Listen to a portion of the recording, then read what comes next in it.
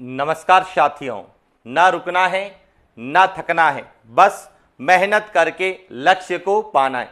इसी उद्देश्य और मोटिवेशन के साथ हम लोग राजस्थान के भूगोल में बात कर रहे हैं। राजस्थान का अपवाह तंत्र, ड्रेनेज सिस्टम ऑफ राजस्थान। इसमें हम लोग अध्ययन कर रहे हैं अरब सागरीय नदी तंत्र के बारे में कि अरब सागरीय नदी तंत्र क्या है, अरब सागरीय नदी तंत्र की क्या विशेषता है और अरब सागरीय नदी तंत्र में कौन कौन सी नदियां। तो पिछले क्लास में हम लोगों ने जो है अरब सागरीय नदी तंत्र के बारे में पढ़ा कि वे नदियां जो अपना जल प्रत्यक्ष या अप्रत्यक्ष रूप से अरब सागर में ले जाती है, अरब सागरीय नदी तंत्र कहलाता है। और अरब सागरीय नदी तंत्र राजस्थान के कुल अपवाह तंत्र का लगभग 16 से 17%, यानी कि यह राजस्थान का सबसे छोटा अपवाह तंत्र है। और इसमें जो मुख्य नदियां हैं वह लूनी, माही, साबरमती और पश्चिमी बनास नदियां हैं। इसके बाद में हमने अरब सागरीय नदी तंत्र में कौन कौन सा नदी तंत्र है और उनकी सहायक नदियां क्या है उसके बारे में विस्तार से अध्ययन किया। उसमें हम लूनी नदी तंत्र को कंप्लीट पूरा कर चुके थे और आज हम बात करेंगे माही नदी तंत्र के बारे में कि माही नदी तंत्र में माही नदी क्या है, उसकी क्या विशेषता है और माही की जो सहायक नदियां हैं उनको लेके किस तरह के प्रश्न हमसे पूछे जा सकते हैं। तो शुरुआत करते हैं माही नदी की। तो देखिए माही नदी, सबसे पहले तो माही नदी को लेके जो प्रश्न बनते हैं कि माही नदी का उद्गम स्थल कौन सा है। तो माही नदी का जो उद्गम स्थल है वह है मेहद झील।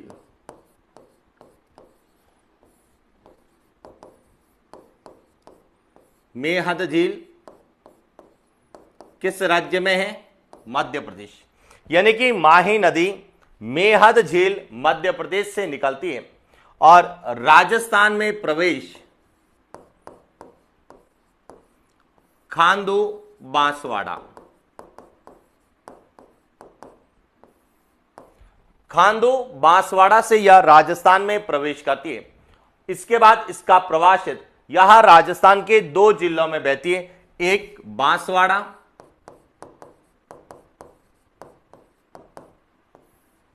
और दूसरा है डूंगरपुर। यह राजस्थान के दो जिलों में प्रवाहित होती है।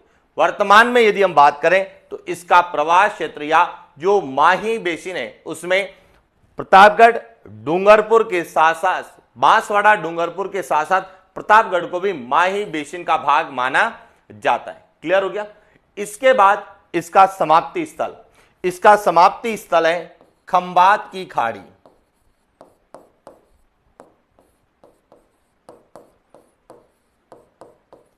खंबात की खाड़ी गुजरात। तो यह तो माही नदी की कहानी होगी। तो देखिए माही नदी को लेके क्या क्या प्रश्न बनते हैं, एक एक पॉइंट पर बात करते हैं। सबसे पहले माही नदी के अन्य नाम।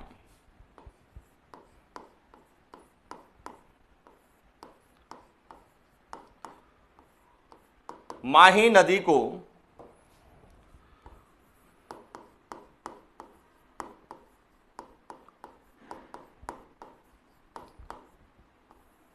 आदिवासियों की गंगा,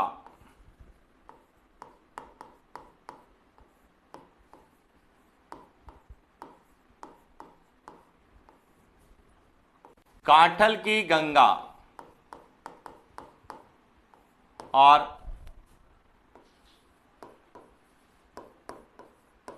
दक्षिणी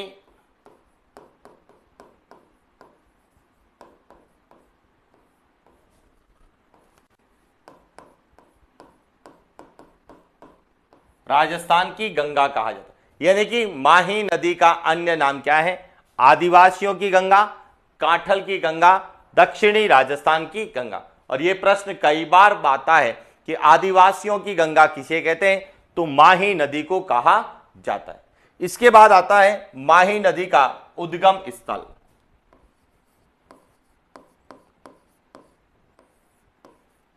उद्गम स्थल है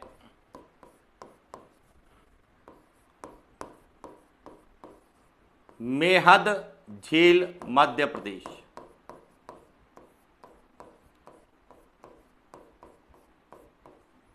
विंध्याचल की पहाड़ियों के जो उत्तर में स्थित मेहद झील है वहां से यह निकलती है। राजस्थान में प्रवेश, क्योंकि यह राजस्थान के बाहर से निकलती है तो राजस्थान में इसका प्रवेश।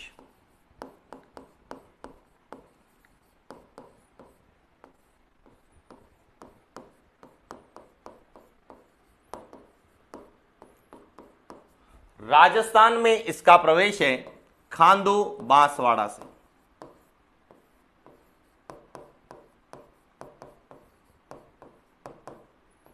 खांडू बांसवाड़ा से यह राजस्थान में प्रवेश करती है। इसके बाद इसका प्रवाह क्षेत्र, तो माही नदी का जो प्रवाह क्षेत्र है वह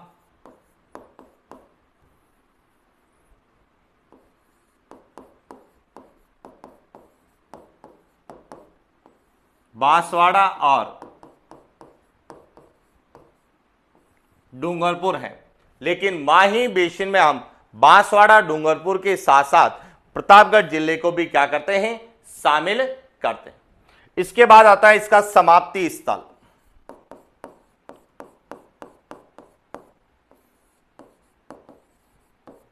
इसका समाप्ति स्थल है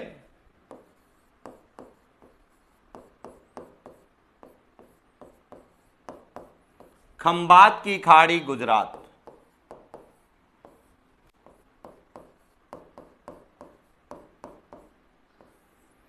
खंभात की खाड़ी गुजरात में जाके यह क्या होती है, समाप्त होती है।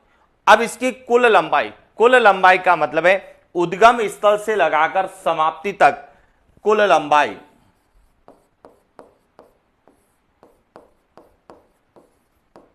इसकी कुल लंबाई जो है वह 576 किलोमीटर है। और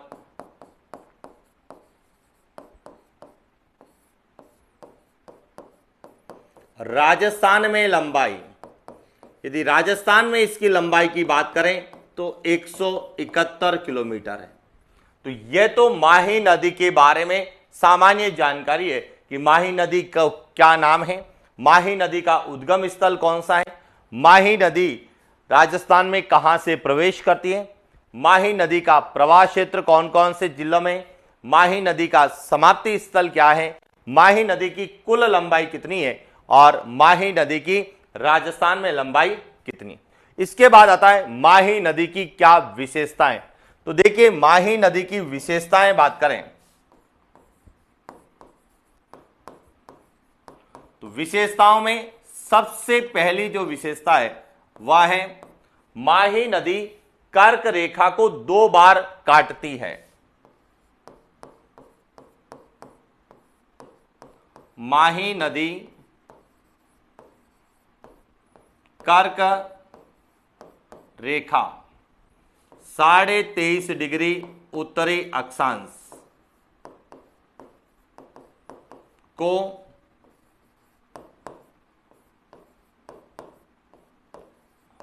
दो बार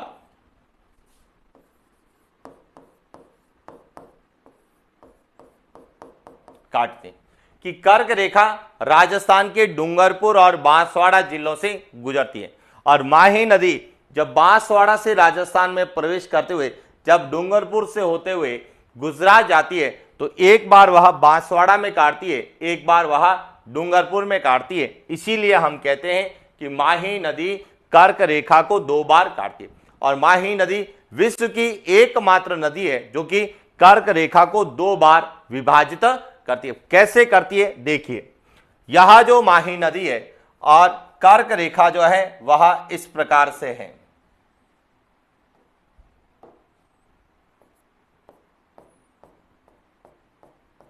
इस प्रकार से कर्क रेखा है तो माही नदी जो है कर्क रेखा को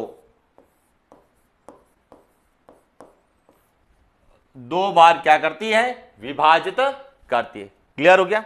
इसके बाद दूसरी जो विशेषता है जो सबसे इंपॉर्टेंट है कि माही और माही की सहायक नदियां हैं सोम और जाखम। तो माही सोम जाखम पर जो त्रिवेणी संगम है वहां पर माघ पूर्णिमा को एक मेला भरता है जिसे बेणेश्वर मेला या आदिवासियों का कुंभ कहा जाता है। माही, सोम, जाखम,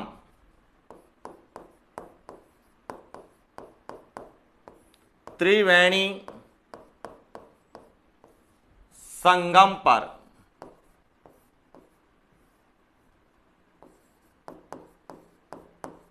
बेणेश्वर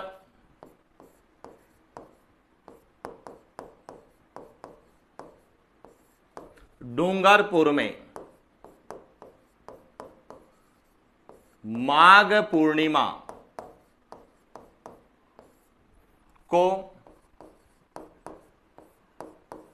विशाल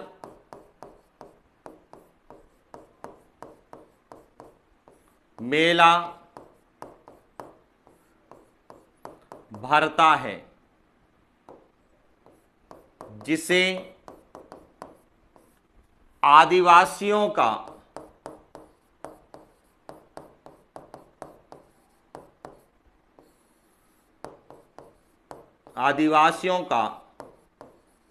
कुंभ कहा जाता है। तो यह जो है माही नदी की दूसरी महत्वपूर्ण विशेषता है जो कि हमें कला और संस्कृति में पूछी जाती है कि आदिवासियों का कुंभ किसे कहा जाता है? बेणेश्वर मेले को कहा जाता है। बेणेश्वर मेला कहां भरता है? डूंगरपुर में भरता है। और बेणेश्वर मेला कब भरता है? माघ पूर्णिमा को भरता है। और यह कहां भरता है? तो सोम, माही, जाखम नदियों के त्रिवेणी संगम पर भरता है। और इस मेले में भील जनजाति की जो महिलाएं वह एक विशेष प्रकार का नृत्य करती है जिसे घूमरा नृत्य कहते हैं। तो यहां से एक प्रश्न बनता है कि बेणेश्वर मेले का आकर्षक नृत्य कौन सा है? तो वह है घूमरा नृत्य। और कहा जाता है कि यहां पर यानी कि बेणेश्वर में खंडित शिवलिंग की पूजा की जाती है और यहां जो मेला भरता है उसे नीला पानी मेले के नाम से भी जाना जाता है, जो कि हम कला और संस्कृति के अंतर्गत अध्ययन करते हैं। क्लियर हो गया? तो ये थी माही नदी की कुछ विशेषताएं। इसके अलावा माही नदी की जो एक और विशेषता है वह है कि माही नदी जो है राजस्थान में दक्षिण से प्रवेश करती है और दक्षिण में ही समाप्त होती है, यानी कि यहां एक उल्टे यू वर्ण का क्या करती है? निर्माण भी करती है। तो अगली जो विशेषता है वह है माही नदी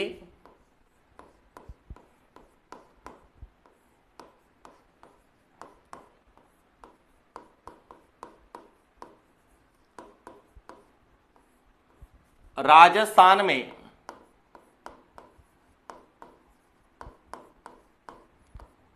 दक्षिण से प्रवेश करती है तथा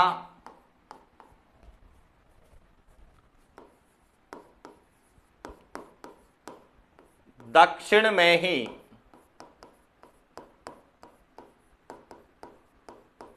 समाप्त होती है। इसका तात्पर्य है माही नदी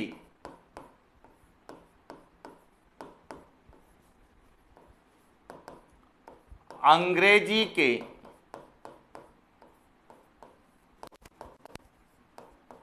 उल्टे यू वर्ण का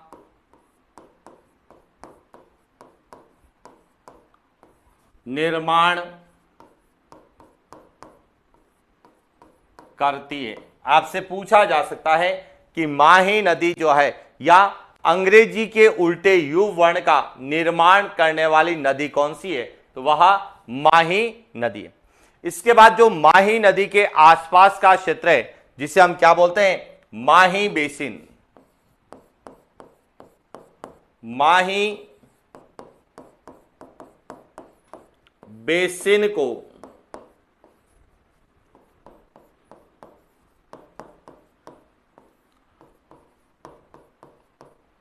प्राचीन काल में पुष्प प्रदेश के नाम से, पुष्प प्रदेश कहा जाता था। यानी कि माही नदी को प्राचीन काल में क्या कहते थे? पुष्प प्रदेश कहते थे। माही नदी के आसपास का क्षेत्र, माही बेसिन को प्राचीन काल में पुष्प प्रदेश की संज्ञा दी गई। क्यों दी गई? क्योंकि माही बेसिन में जो है सबसे ज्यादा महुआ होता है और महुए के पुष्प से यहां के आदिवासी लोग देसी शराब, जिसे स्थानीय भाषा में मोकड़ी कहते हैं, उसका निर्माण करने के कारण इस माही बेसिन को प्राचीन काल में पुष्प प्रदेश कहा जाता था। वर्तमान में माही बेसिन जो है इसको 3 भागों में विभाजित किया गया। कितने भागों में? 3 भागों में। माही बेसिन को 3 भागों में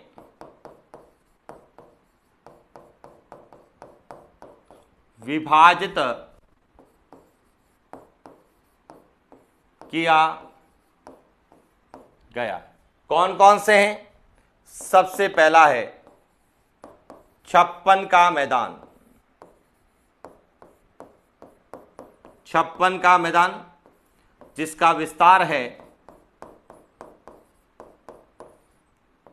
प्रतापगढ़ और बांसवाड़ा में। इसके बाद है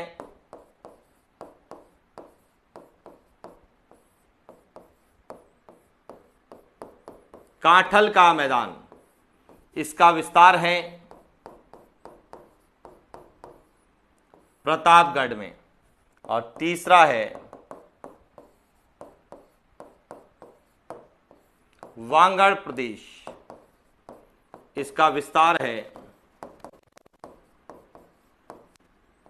डूंगरपुर, बांसवाड़ा में। तो इस तरह से यह माही नदी की क्या है? प्रमुख विशेषताएं हैं कि माही नदी को क्या कहा जाता है, माही नदी के किनारे कौन सा मेला भरता है, और साथ ही साथ माही नदी जो कि राजस्थान में अंग्रेजी के उल्टे यू वर्ण का निर्माण करती है और कर्क रेखा को भी 2 बार विभाजित करती है। और माही बेसिन जिसमें राजस्थान के 3 जिले आते हैं, डूंगरपुर, प्रतापगढ़ और बांसवाड़ा, इन 3 जिलों में जो माही बेसिन है उसको 3 अलग अलग भागों में बांटा गया है। छप्पन का मैदान, कांठल का मैदान और वांगड़ प्रदेश। क्लियर हो गया? ये तो थी माही नदी की कहानी। अब बात करते हैं माही नदी की सहायक नदियां कौन सी हैं। तो देखिए, बात करते हैं माही की सहायक नदियां।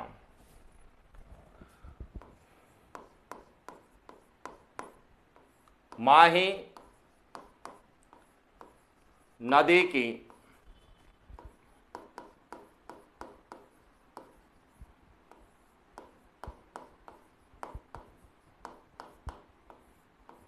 सहायक नदियां।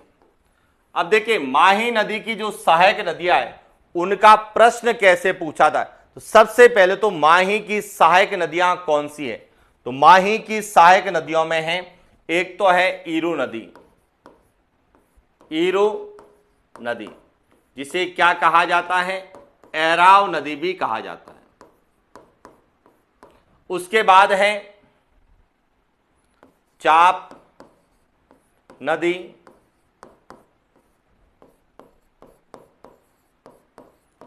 लाखन नदी है, हरण नदी है,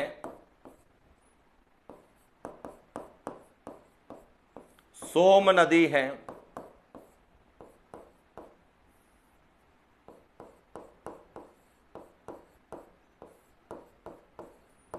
जाखम है,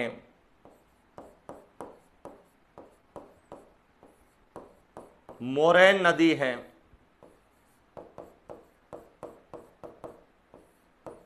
अनास नदी है और भादर नदी। अब जो इनका प्रश्न पूछा जाता है कि माही नदी की सहायक नदियों का, तो सबसे इंपॉर्टेंट प्रश्न आता है कि उद्गम से समाप्ति की ओर माही नदी में मिलने वाली सहायक नदियां कौन सी हैं। तो ध्यान रखना, ऐसे प्रश्न जो है मानचित्र के द्वारा ही सही होते हैं जिन्होंने मैप बेस स्टडी कर रखी है। जैसे यहां माही नदी है, तो माही नदी में सबसे पहले कौन सी नदी मिलती है, तो यहां जो नदी है, एक एक नदी की बात करेंगे। सबसे पहले यहां नदी है, यह है ईरू नदी, जिसे क्या कहा जाता है, एराव। माही नदी में सबसे पहले मिलने वाली नदी कौन सी है, ईरू। इसके बाद दूसरी जो है यह है चाप, तीसरी जो है लाखन, उसके बाद है जाखम,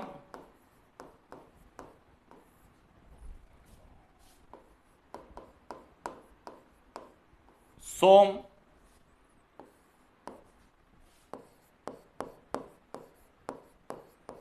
मोरेन,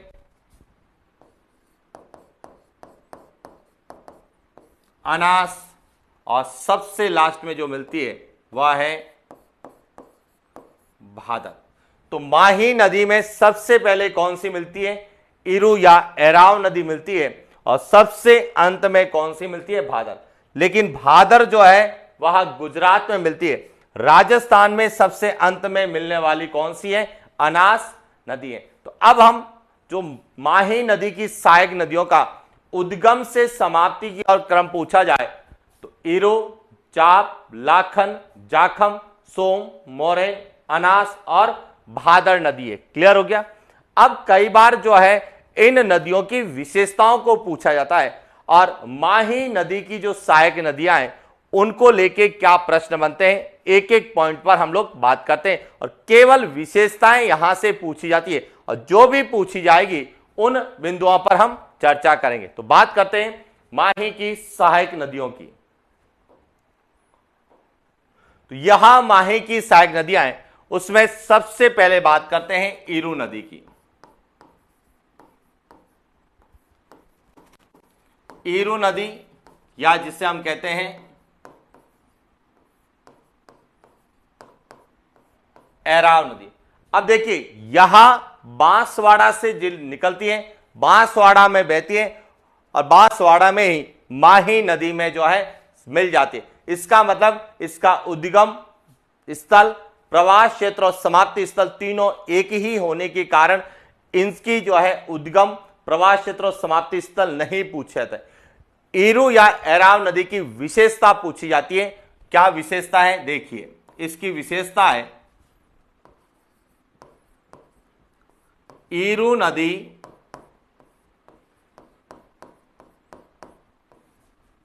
माही नदी में सबसे पहले ऑब्लिक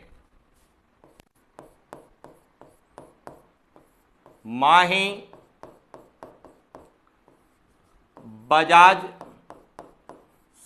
सागर बांध से पहले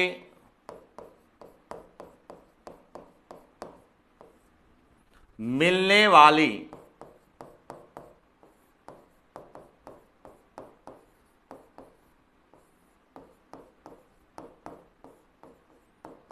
सहायक नदी है। यानी कि ईरू नदी जो है यहां माही नदी में सबसे पहले मिलती है, और माही बजाज सागर जो बांध है, जो कि दक्षिण राजस्थान या बांसवाड़ा की सबसे बड़ी आदिवासी क्षेत्र की सबसे बड़ी जो परियोजना है, उस बांध से पहले मिलती है। बाकी शेष सभी नदियां, ईरू के बाद जितनी भी नदियां हैं, यहां सब जो है इस बांध के बाद में मिलती है। तो यहां से इसलिए प्रश्न पूछा जाता है क्योंकि यहां माही बजाज सागर बांध से पहले मिलती है। और प्रश्न कई बार पूछा गया है कि माही बजाज सागर परियोजना से पहले मिलने वाली नदी कौन सी है? तो इरु या एराव नदी है। इसके बाद है चाप और लाखन। देखिए चाप और लाखन की बात करते हैं तो यह भी बांसवाड़ा से निकलती है, बांसवाड़ा में बहती है और बांसवाड़ा में भी समाप्त होती है। जैसे चाप नदी है, यहां कालिंजर की पहाड़ियां बांसवाड़ा से निकलती है, यानी कि बात करते हैं चाप नदी की। चाप नदी इसका उद्गम स्थल है, उद्गम स्थल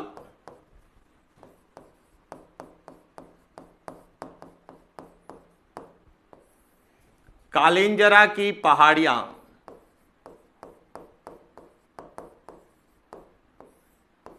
बांसवाड़ा।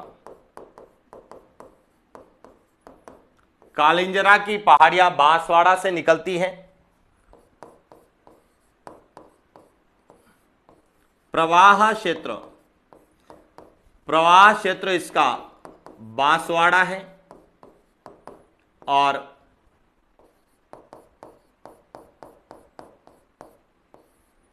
समाप्ति स्थल जो है वह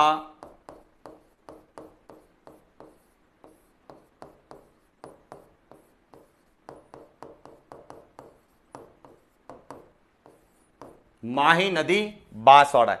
इसके अलावा इसकी कोई विशेषता नहीं है। लाखन नदी है, यह भी बांसवाड़ा से निकलती है, बांसवाड़ा में बहती है और बांसवाड़ा में ही माही नदी में मिल जाती है। तो लाखन नदी को लेके भी कोई विशेषता नहीं है। हरण भी, जो कि माही की केवल सहायक नदी के रूप में हम लोग पढ़ते हैं, इसके बारे में हमें विस्तार से कहीं पर भी उल्लेख नहीं मिलता है। केवल उल्लेख मिलता है कि हरण नदी जो है यह माही की सहायक नदी है। इसके बाद आता है जाखम या सोम नदी। तो देखिए पहले हम जाखम नदी की बात करते हैं कि जाखम नदी को लेके क्या प्रश्न बनते हैं।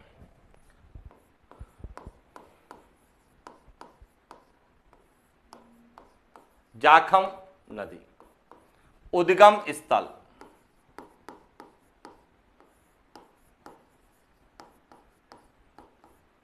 जाखम नदी जो है यहां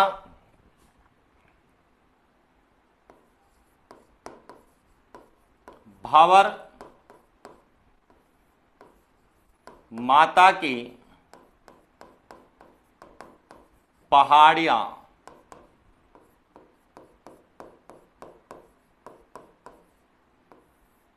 प्रतापगढ़ से निकलती है। इसके बाद इसका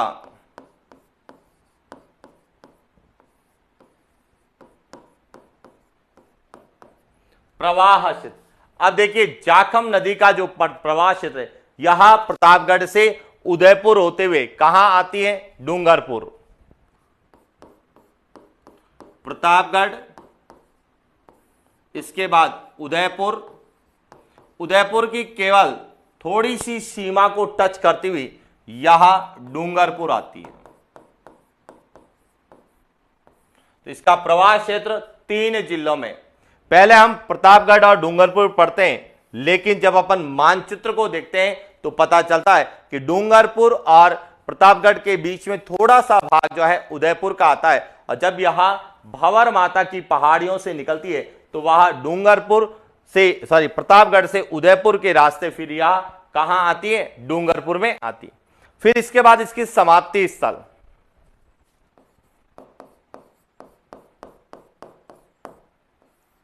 इसके समाप्ति स्थल जो है वह है माही नदी बेणेश्वर,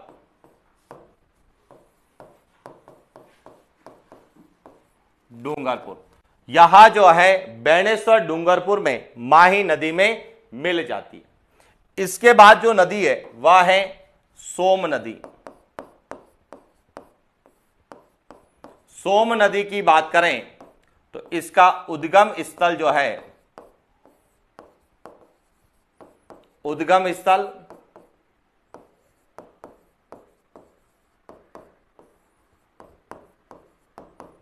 बिच्छा मेड़ा की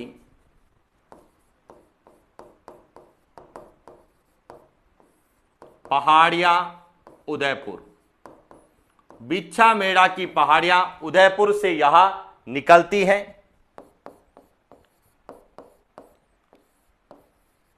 प्रवाह क्षेत्र यहां उदयपुर और डूंगरपुर दो जिलों में यहां बहती है और इसका समाप्ति स्थल जो है, इसका समाप्ति स्थल है माही नदी।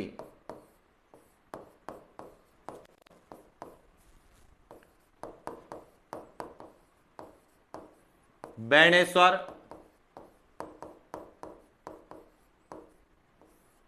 डूंगरपुर, यह जो है इस सोम नदी का समाप्ति स्थल है और सोम, माही और जाखम यह तीनों बेणेश्वर नामक स्थान पर मिलती है, जिसे हम त्रिवेणी संगम के नाम से जानते हैं। और इसी माही, सोम, जाखम के त्रिवेणी संगम बेणेश्वर डूंगरपुर में माघ पूर्णिमा को आदिवासियों का सबसे बड़ा मेला लगता है, जिसे आदिवासियों का कुंभ कहा जाता है। क्लियर हो गया कि जाखम और सोम नदी। इसके बाद पूछी जाती है मोरेन नदी। कौन सी? मोरेन।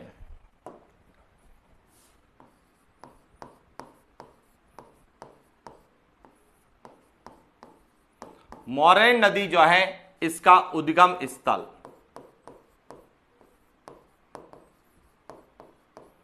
इसका उद्गम स्थल है डूंगरपुर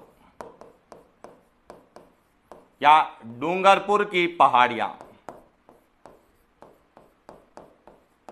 उद्गम स्थल है डूंगरपुर की पहाड़ियां। इसका प्रवाह क्षेत्र, प्रवाह क्षेत्र है डूंगरपुर और इसका समाप्ति स्थल जो है वह है माही नदी, गलियाकोट।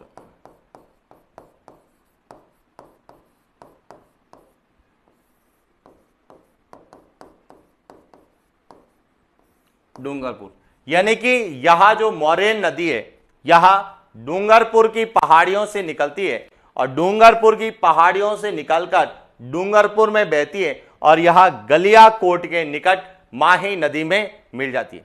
और गलियाकोट जहां दाऊदी बोहरा संप्रदाय का प्रमुख पीठ है, तो कई बार गलियाकोट का जो प्रश्न आता है वह आर्ट एंड कल्चर से आता है कि दाऊदी बोहरा संप्रदाय का प्रमुख पीठ कौन सा है? गलियाकोट, डूंगरपुर में। और दूसरा इसका प्रश्न हस्तकला से आता है कि राजस्थान की जो हस्तकलाओं में एक कला है रमकड़ा उद्योग, जो रमकड़ा उद्योग है वह गलियाकोट, डूंगरपुर का क्या है? प्रसिद्ध है। क्लियर? तो यहां माही की सहायक नदियां। इसके बाद माही की सहायक नदियों में है अनास नदी। कौन सी है? अनास। तो देखिए बात करते हैं अनास नदी को लेके क्या प्रश्न आता है।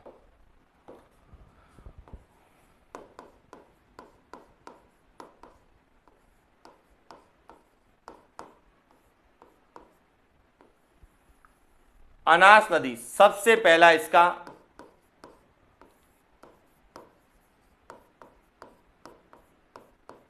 उद्गम स्थल। देखिए अनास नदी जो है यह मध्य प्रदेश से निकलती है, यानी कि आंबोर ग्राम की पहाड़ियां। उद्गम स्थल कौन सा है इसका?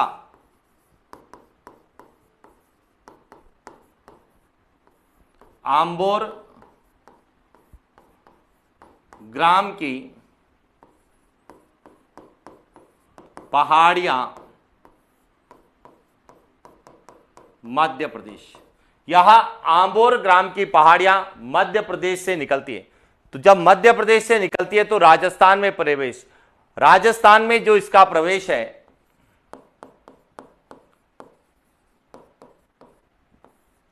राजस्थान में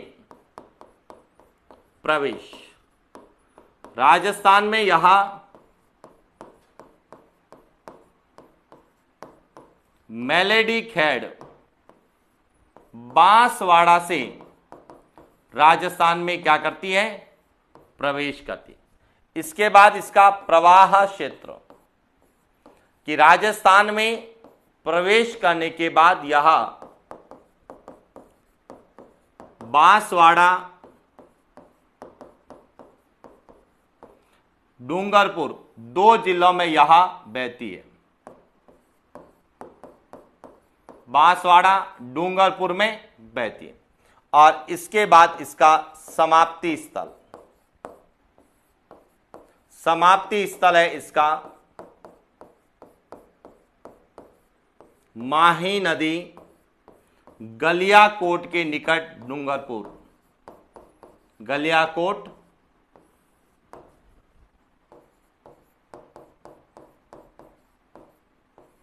डूंगरपुर, यह अनास नदी की। अब जो अनास नदी की विशेषता है वह हमसे ज्यादा पूछा जाए।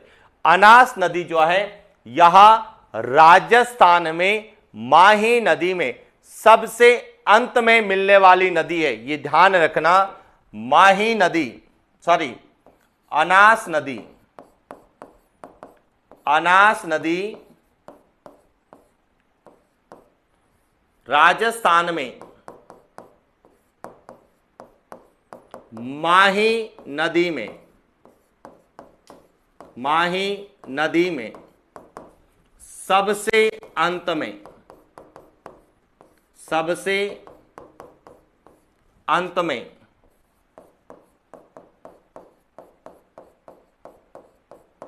मिलने वाली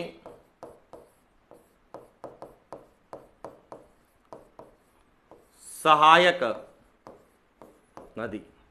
ध्यान रखना, यह राजस्थान में सबसे अंत में मिलती है। लेकिन प्रश्न आता है कि माही नदी में सबसे अंत में मिलने वाली सहायक नदी कौन सी है? तो माही नदी में सबसे अंत में मिलती है भादर नदी। लेकिन पूछा जाए कि राजस्थान में सबसे अंत में मिलने वाली कौन सी है? देखिए समझना कैसे, यहां देखिए, यहां अनास नदी आती है और यह डूंगरपुर में गलियाकोट के निकट जो है माही नदी में मिलती है। इसके बाद राजस्थान में कोई भी सहायक नदी नहीं मिलती। भादर जो नदी है यह डूंगरपुर से निकलने के बाद गुजरात में मिलती है। इसीलिए कहते हैं कि राजस्थान में सबसे अंत में मिलने वाली सहायक नदी कौन सी है? अनास है। क्लियर? इसके बाद हम बात करते हैं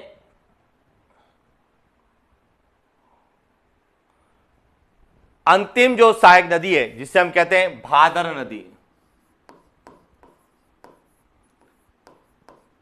भादर नदी जो है सबसे पहले इसका उद्गम स्थल,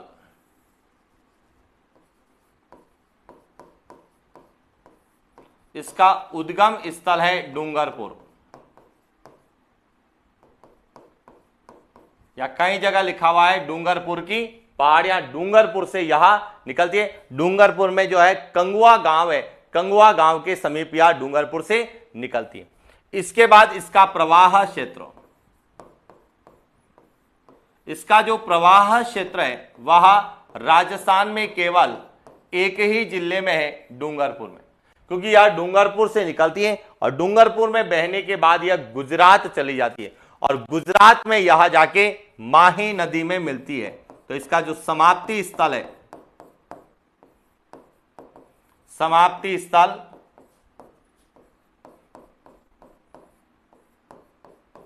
माही नदी, गुजरात। और इसकी जो विशेषता है वह विशेषता है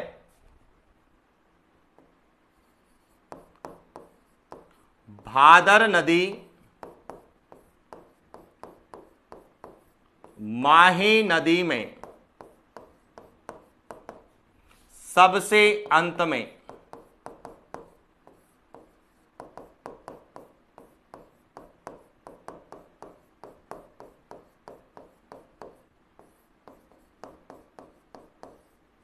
मिलने वाली सहायक नदी। तो अब आपको सभी पॉइंट क्लियर हो गए होंगे कि माही नदी को लेके क्या पूछा था। तो सबसे पहले माही नदी जो है अरब सागरीय नदी तंत्र की नदी है। माही नदी जो कि राजस्थान, गुजरात और मध्य प्रदेश 3 राज्यों में बहती है। यह भी ध्यान रखना कि माही नदी का कई बार प्रश्न आता है कि यह कितने राज्यों में बहती है, तो माही नदी जो है 3 राज्यों में प्रवाहित होती है। माही नदी मध्य प्रदेश, राजस्थान, गुजरात, 3 राज्यों में बहती है। और यह 3 राज्यों में बहने के साथ ही अंग्रेजी के उल्टे यू वर्ण का निर्माण करती है और साथ ही साथ कर्क रेखा को 2 बार काटती है।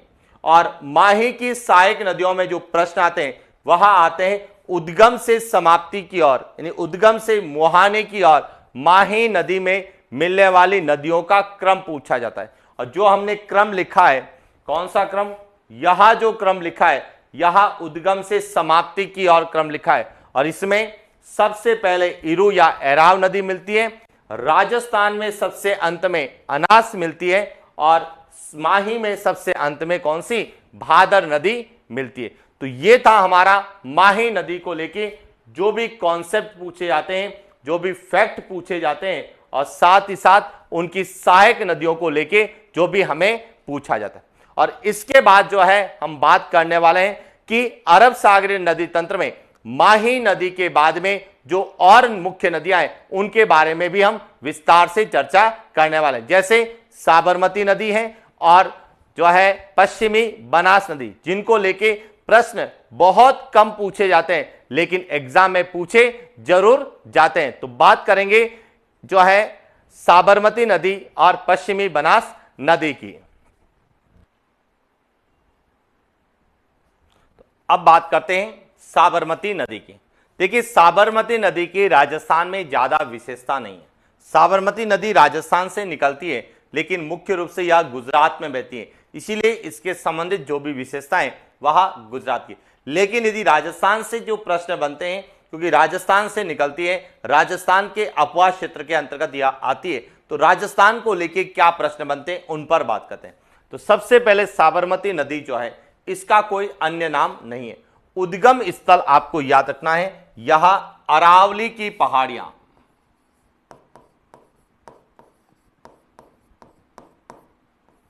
अरावली की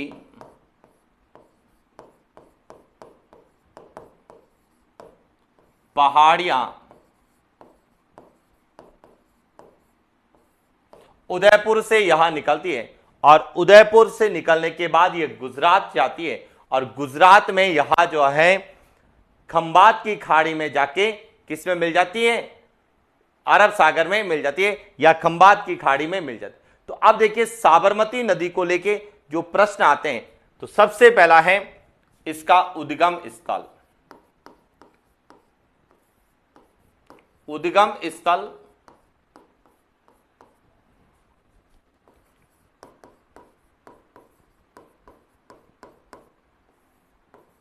अरावली की पहाड़ियां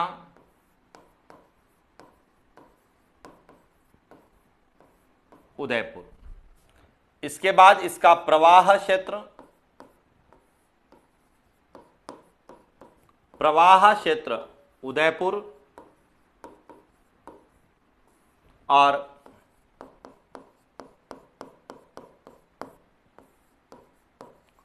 समाप्ति स्थल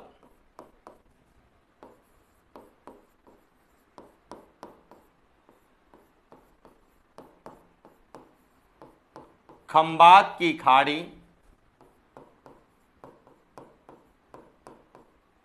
गुजरात। यह तो साबरमती नदी की जो है सामान्य जानकारी, कहां से निकलती है, किस जिले में बहती है और कहां पे जाके यह समाप्त होती है। इसके बाद साबरमती नदी की जो विशेषताएं हैं वह है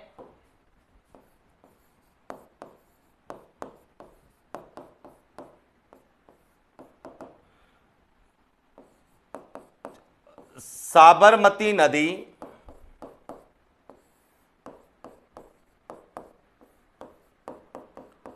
राजस्थान में न्यूनतम प्रवाह क्षेत्र वाली नदी है।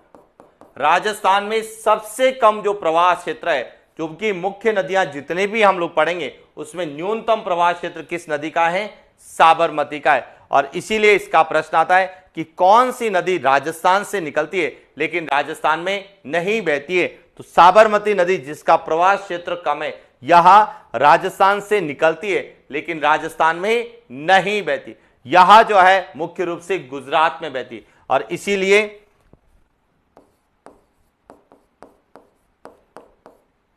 गुजरात की राजधानी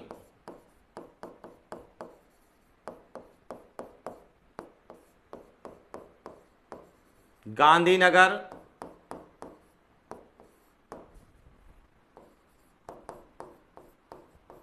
अहमदाबाद और साबरमती आश्रम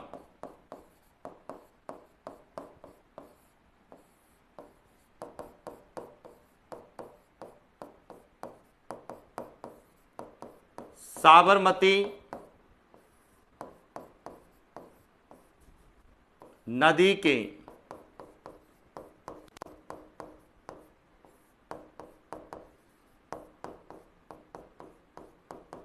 किनारे स्थित है। तो साबरमती नदी की राजस्थान में ज्यादा विशेषता नहीं है और ना ही साबरमती नदी पर राजस्थान में कोई परियोजना है।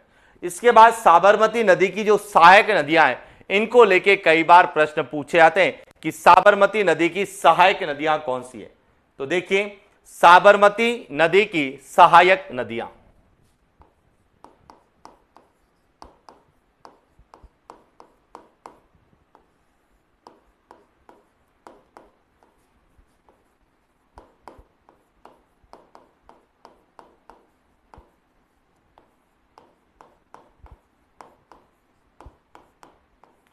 साबरमती नदी की जो सहायक नदियां हैं उसमें जो मुख्य है, एक तो है मानसी नदी, मानसी नदी है,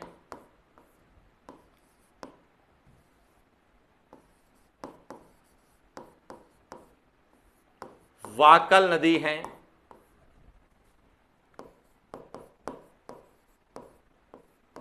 सेई नदी है, हतमती नदी है, माजम नदी है,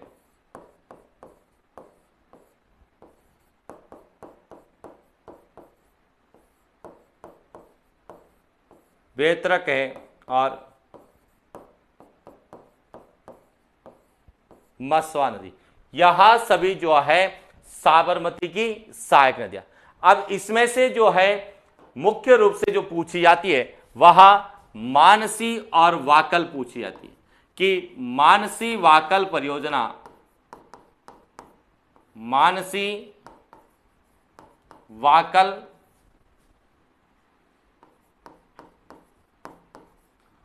नदियों पर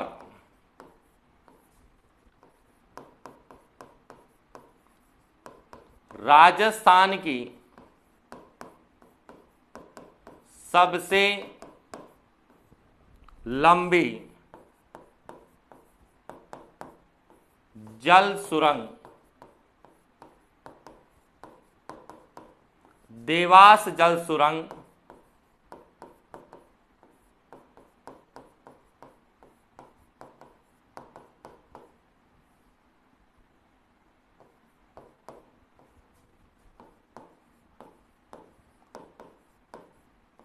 उदयपुर बनाई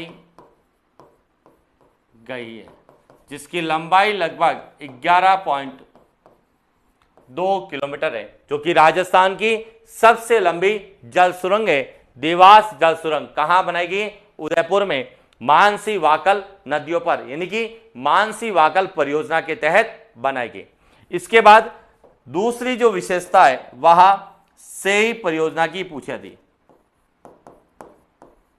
सेई नदी पर राजस्थान की पहली जल सुरंग,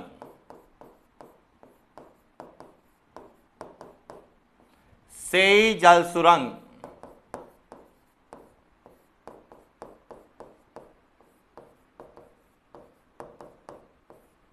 उदयपुर में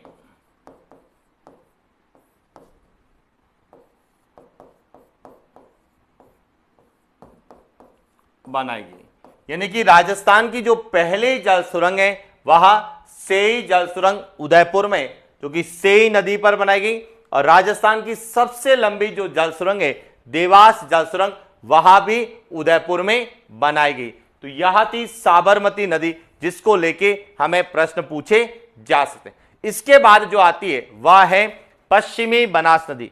देखिए, बनास नदी जो है वह बंगाल की खाड़ी में आती है, लेकिन पश्चिमी बनास नदी जो है वह अरब सागर में आती है। क्यों?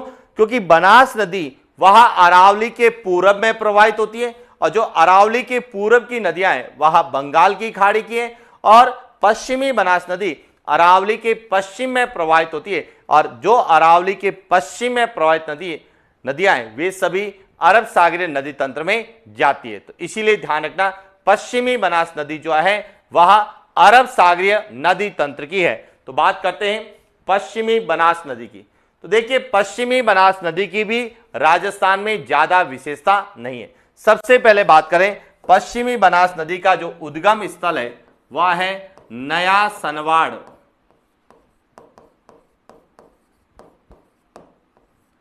सिरोही, कि यह नया सनवाड़ सिरोही से निकलती है, और इसका प्रवाह क्षेत्र है वह किस जिले में है? सिरोही जिले में। और समाप्ति स्थल जो है इसका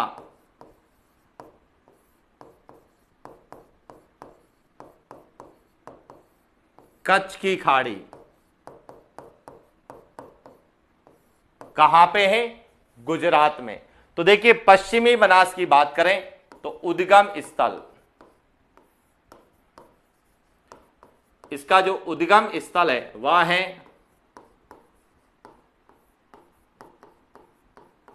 नया सनवाड़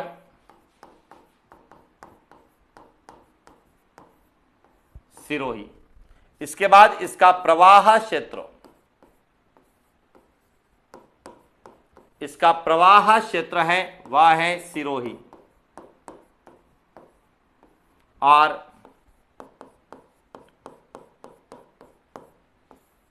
समाप्ति स्थल, इसके समाप्ति स्थल है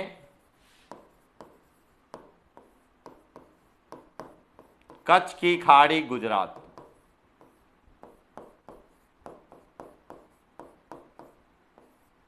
अब इसकी राजस्थान में विशेषता नहीं है।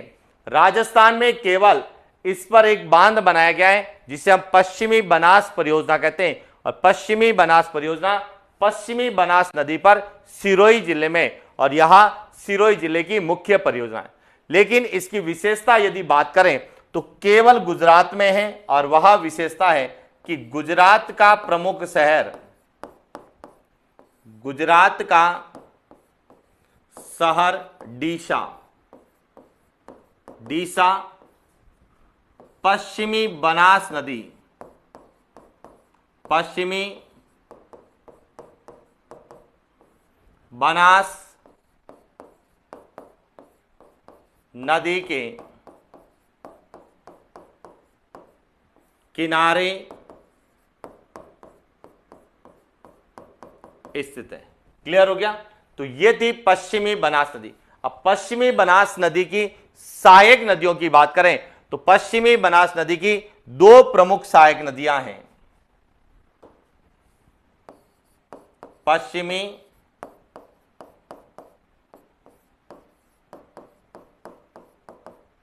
बनास नदी की